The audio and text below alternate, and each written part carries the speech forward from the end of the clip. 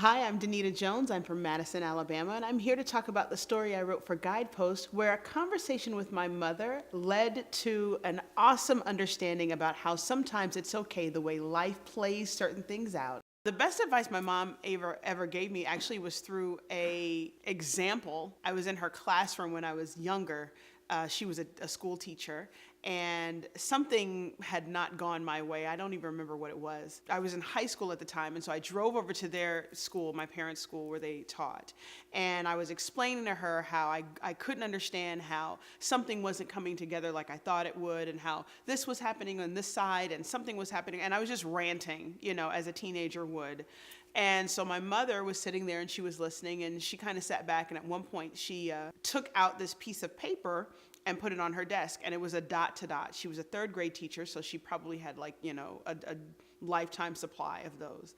And she put it on the desk, and she said to me, what is that? And she wanted to know, what is a picture of? And I was like, I don't know. It's all, the dots are all over the place, and I don't understand what the picture is. And she said, okay. And then she handed me a pencil, and she made me do the dot to dot in front of her. So I'm doing the dot to dot, and finally I complete it. And I think it was a fish. And then I sat back, and she's like, okay, what is it a picture of? I was like, oh, it's a fish.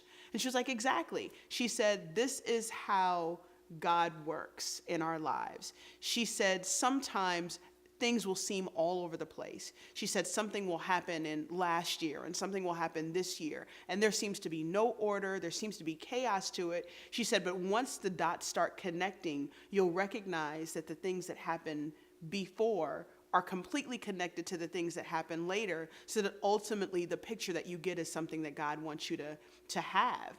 And she said, so do you know what part of this whole process you are? And I was just like, oh, we're the picture. She's like, no, you're the pencil.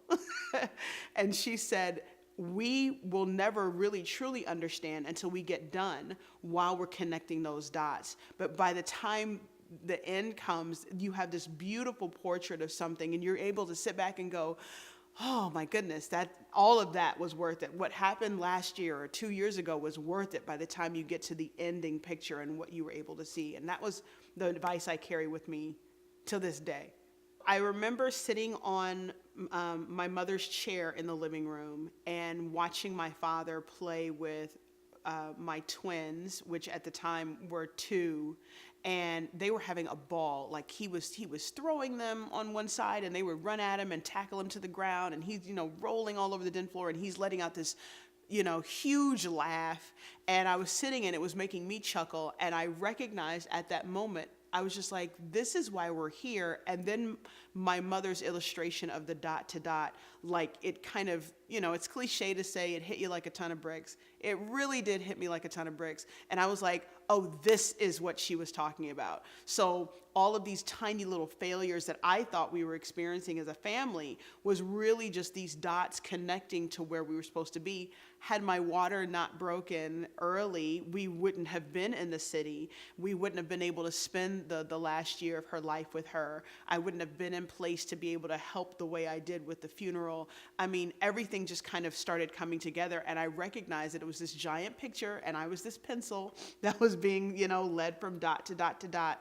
And that is what helped me really, truly cope with her death, was understanding that in the grand scheme of things, God understood and knew what needed to happen just for later on in my life, when I could cherish the fact that I was able to spend, time with her, that she was able to spend time with her grandchildren, that my father was able to get through his grief with the aid of just being a grandpa and being able to play and laugh and have that joy. And that is when I was just like, that's it. Like, that's exactly what she was talking about. And that definitely just eased all of the stress and the tension and just made me go, okay, now I get it, God.